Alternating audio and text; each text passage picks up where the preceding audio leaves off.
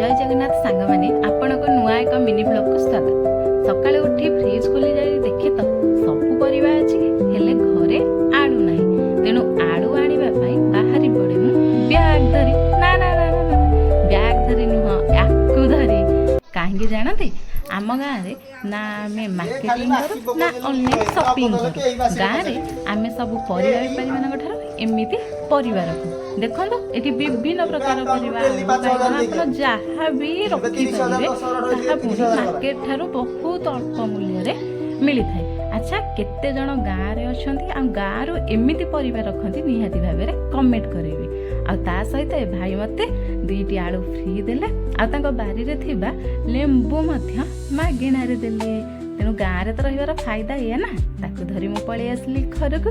तेणु आपण माने कमेंट रे निहाती भाव में जणाइबा, वीडियो टी को लाइक सब्सक्राइब निहाती करिवे। जय जय।